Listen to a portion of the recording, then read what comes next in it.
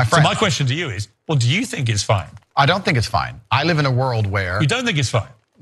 The reason This isn't that hard, Andrew. You can simply say, Piers, you know what? With the benefit of hindsight, I wish I hadn't said it like that. And if a 26-year-old woman's watching, I'm sorry I said that, because that actually is blatantly misogynist. And even though that's a view held by other parts of the world, it's not a view I share. So with Piers Morgan and Andrew Tate going head to head, it's fascinating that Andrew Tate comes out to be the bad guy.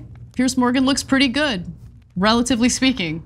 That says a lot about your standards, lass, or rather lack thereof. But that's honestly not that difficult because Andrew Tate is pretty awful. And so let's talk about what led to Piers Morgan's line of questioning and his outburst. The clip was from last night's episode of Piers Morgan Uncensored.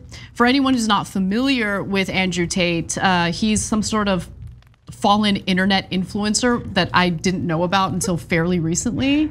Says all sorts of terrible misogynistic things. He moved to Romania because he allegedly sex traffics and doesn't have to worry about it in Romania. Real stand-up guy. Are you gonna provide any evidence for that? Or are you just gonna put that out there? You know, what am I saying? It's not like you people have any integrity. Right, so he decides to go on Piers Morgan's show and Piers Morgan grills him. So he had Tate on to talk about how he's been banned from all these major social media platforms, and then asked Tate if he would apologize for any of his past misogynistic comments. Here's Piers Morgan bringing up a particularly horrible quote from Tate. Do you think that 18, 19-year-old women are more attractive than 25-year-old women? I think there's attractive people. That's a loaded question. I don't know. Well, it's not really, is it? I can't. You know why I'm asking it? Of course I do, but I can't sit here and say. For the benefit of viewers who don't know why I'm asking, you said this. In general, this is also one of the reasons men find youth attractive. You want to blow up the internet? I'll blow up the internet right effing now. The reason 18 and 19-year-olds are more attractive than 25-year-olds is because they've been through less. People say, oh, you can't say that, but yes, I can. A 19-year-old is more attractive than a 26-year-old woman, and I'll tell you why. Because that 26-year-old has talked to more guys, been to the club more times, been effed and dumped more times, more arguments, more mess, more for me to clean up. That is misogyny. Why? Because you are encouraging a mindset about 25-year-old women that makes them sound out to be infinitely less desirable than 18, 19-year-olds, and having effectively been having too much sex to be taken in a more respectful way. I'm surrounded by idiots. Piers, are you capable of thinking? His point was, the 25-year-old, because she is in her 20s, has a greater likelihood of having been sexually promiscuous. Her age, in and of itself, is not the prime indicator of the attraction, merely an increased chance of the former described behavior. You can find a 25-year-old who's more reserved, more respectful of her body, in the same way you can also find a 20-year-old who's got a body count higher than Genghis fucking Khan. Now let's see how this brainless one misses the mark. That right there, ladies and gentlemen, is the face of a witless bint. Jordan? He's such a loser. And it's like, it really speaks to how bad he is that Piers Morgan, of all people, looks like the good guy. I know that, again, it's incredible because Piers Morgan is not like someone I admire or comes across as like a great guy, but Andrew Tate. Jordan, where do you stand on commenting on people's looks? Depends on who it is. Okay, I'm just gonna do it. Like, does Andrew Tate know what he looks like? Does he? Looks like a thumb, like He's a skinny not thumb. attractive. No. So like, spare me your thoughts on what makes other people attractive or what makes women attractive. You are not in any way, you're not even in the traditional, conventional wisdom type of thinking when it comes to attraction. Like there's nothing there, I don't get it, I don't understand it. I don't understand that, honestly, male privilege. Because it's not just Andrew Tate. I get it all day, every day from dudes online, where they're like, it's always conservative dudes. They're like, she's dumb, but I'd hit it. And I'll look at his picture, I'm like, do you think I'd hit you? I mean, I'd hit you in the face, but like, oh, do you think I'd have sex with you? Never, in a million years. Are you crazy? But like, they feel, it's the unearned confidence. I can't get over the unearned confidence that these guys have. patience is a virtue, and I have a lot to say. Which is rather ironic considering these two yahoos didn't say much of anything, and I intend to eviscerate this one in a manner most befitting a kingly utensil. So, Anna, darling, no sane soul believes there's a throng of conservative gents out there publicly professing a desire to fuck you. You are not much to look at, and believe me, what little appeal your looks might generate would be decimated instantly the second you opened your mouth. And I'm sure Andrew Tate would be oh so very distraught at your public declaration that you don't find him attractive. I know I am so hurt myself, because if I was tanned, Andrew and I would look a lot like brothers. Then again, if you see Anna's husband, her taste in men is not exactly exquisite, but unlike her husband, I actually have standards. And finally, the insufferable arrogance, the gall of this woman. To top it off by speaking of unearned confidence, I beg your pardon, oh queen of plastic. Where exactly do you earn your confidence from, I wonder? Because all we have to go on is some lofty fairy tale concoction of lusting conservative men online. She thinks she's too good to fuck. Now, the one next to her. Listen here, pal. If you ever think of wearing earrings, don't. And if you do, don't sport ones that look like you've pilfered your grandmother's jewelry box. You look like the world's worst pill smuggler. And why did you get white ones? Your accessories are supposed to match your attire, not clash with it. Heaven's sakes, I'm not exactly a guru of style over here. I wear black jeans and band t-shirts. But you know you fucked up when I, of all people, can call out your fashion faux pas. And what did you call Andrew? A skinny thumb? This guy? Really? Clearly your fat ass doesn't do any research. The man's a former professional kickboxer, for heaven's sake. He'd fuck you the hell up. And to start off by calling him a loser? Really? By what authority and metric can you call him a loser? He's better looking than you, he's in better shape, I guarantee you he's laid more pipe than you, has a bigger net worth, and thousands of men hang on his every word. What do you have? Yeah, precisely. Actually, I do want to say something about Anna, and I mean this objectively. Anna is a terrible combination of the typical college leftist and the sort of one that resides in Martha's Vineyard. In the sense that she has the arrogant pseudo-intellectualism of the former and the elitist disgust of the latter. The problem is, the latter have the elements of isolationism and wealth to prop up their facade and mask the elitist disgust of the other. Anna does not have this. Her disgust is very visible. As a consequence, she but comes across as this visceral, bitter bitch. Observe her conduct, her mannerisms, and how she speaks. There's nothing about her that would suggest there is perhaps a warmer, kinder person underneath the exterior. She has this very unrefined crassness about her that projects through this unapproachable aura that surrounds her person. Sorry, in layman's terms, that's a sophisticated way of saying Anna is kind of mean. And the thing is, I can be critical of Anna in a way that I can't with her boss, because Jenk is a barking fat ass, and that's it. Actually, you know what? I'm just going to skip to the end of the clip, because they don't say anything of substance or value for the entire duration of the video. All they do is call Andrew a misogynist, over and over again. What journalistic prowess.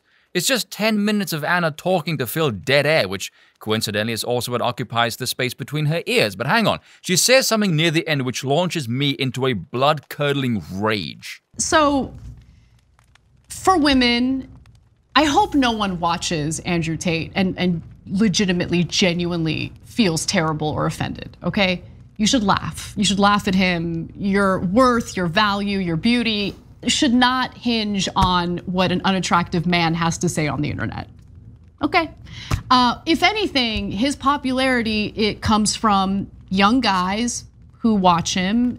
They're probably frustrated themselves because it's tough. It's hard out there, right? They probably want love, affection, intimacy. We all want that. And it's a little more challenging for young men than it is for women. I get that. But my advice to guys who buy into the garbage that an unattractive guy is selling them online is you're just gonna exist in this weird male echo chamber of hatred toward women that will not get you laid. I am trying extremely hard not to lose my temper. I am praying you're pushing propaganda, because if you honestly think these spheres are just male groups who try to get women through sheer hatred, you are straight up just a fucking stupid bitch. The idea that men will get women through sheer hatred of them is a level of infantile reductionism so absurd it merits nothing but ridicule. You're a woman, as far as I'm aware, And your constant obsession with getting laid tells me you don't know what is said in this sphere, the first thing about masculinity, or why young men are watching this kind of content. Does it ever occur to your narrow-minded feminist head that these men are longing for something much more substantive than merely sex? No, of course not, because clearly you don't know much of anything. What on earth makes you think you are in any way qualified to give men advice about anything? You spout off non-stop about equality. If you believe men can't comment on women's issues, then try practicing what you preach and shut the fuck up. It just won't. So if like your concern is, I really want women to find me attractive, I want that intimacy in my life, I hear you, and everyone deserves that. That bit right there, that pissed me the fuck off. Because that bullshit right there, that democratization of sex, that is the attitude of the school shooter. That, oh, I deserve sex because of my mere existence. Listen here, you putrid little pissant. You don't deserve shit. You want good things in life and a worthy woman on your arm? Then prove you're worthy of one, you entitled little fuck. Anna is the NIMBYism of sex. Oh, everyone deserves to be loved. Just not from me, because I'm so much better than you, you insufferable bloody wench. Don't take advice from this guy, because you will not get what you want. You know, that's it. It's totally misleading, and you're gonna ultimately lead an unfulfilling life. Do you guys want to see the like to dislike ratio of this video? Have fun. Oh, and by the way, I've cut out everything that Soy Boy says because he just reaffirms everything that Anna is saying. He's effectively useless in the segment, so bollocks to him. It's a whole cottage industry, right? Yeah. So Andrew Tate, I think, kind of represents that men's rights activist vibe of, and not all men's rights activists are as gross in what they say or how overt they are with how gross they can be. And then you have like the ones who try to put like this intellectual cover or facade, like what's his name, Jordan Peterson. But they kind of spread the same nonsense that will not help you with women or girls ever. So I don't know, it's scary to see, because I see a lot of frustration among young men and boys. I see it in where they're at with their education, where they're at with their jobs and aspirations. And I do think they're falling behind in a lot of ways, and they need help. And I don't think it's wrong to admit that. I don't think that it's a good thing to avoid talking about it and thinking about solutions. You know, they feel kind of aimless. They feel like they've been forgotten about. That's not good. And I don't think it's okay for us to pretend like, no, we got to focus on women's equality, and that's, no. There are some issues that impact boys and men that I think we legitimately should be concerned about. And what's happening right now is these terrible grifters are kind of coming in, and they're giving these boys and men all the wrong lessons. And it's a problem. I think that's why we keep seeing different iterations of the same guy. We see the same Andrew Tate type guy coming up over and over again. I truly abhor this one. I despise this creature with every fiber of my being, because once more, she flexes her ignorant arrogance and yet again doesn't say anything. Why the hell would anyone listen to you as opposed to the clinical psychologist who's been in his field of expertise for probably longer than you've been alive? Do you realize how fucking stupid you sound? But here's the thing with her, and this is where it gets kind of curious. Notice when she speaks of men's problems, she doesn't mention anything beyond that, because all she lists are the symptoms, and you can't provide solutions if you can't even finger the problem. The problem is rampant, unchecked feminism displacing men of their role in society, because men and women are built differently for different functions.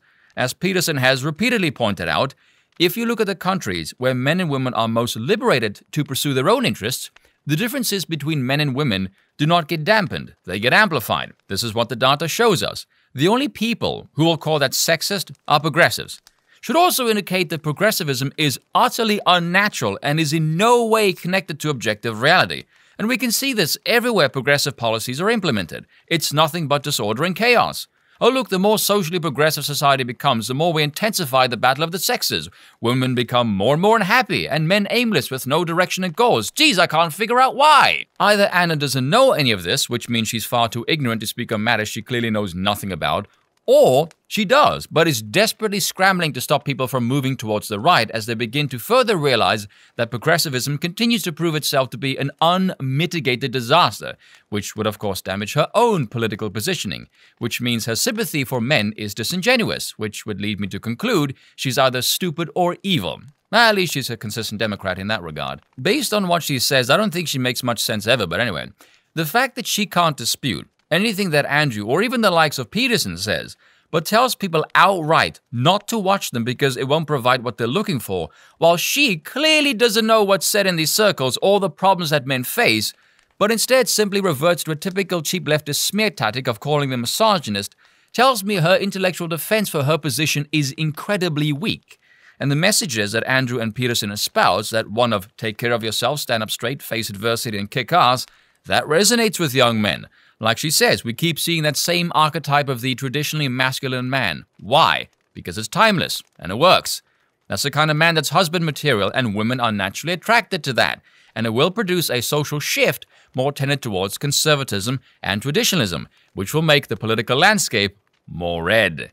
And do I think Anna is that evil that she would throw men under the bus to push the progressive agenda? Absolutely. She's not okay, no, she is dense as a brick, but she is without a doubt a snake. I want to say this. Their opening commentary to this video is indicative of almost everything that is wrong with millennials. There's many of the previous generations who think millennials live in a period of extended adolescence. And when you get kids like these two, who post-clip not only refuse to engage in any meaningful critique of what Andrew said, but instead offer a personal dissatisfaction with his appearance and call him a loser, you prove their point because you sound like a bunch of fucking high schoolers. And you two are supposed to represent a news organization? Your generation has easier access to a greater wealth of information, and this is the intellectual pablum you fucking idiots choose to spout.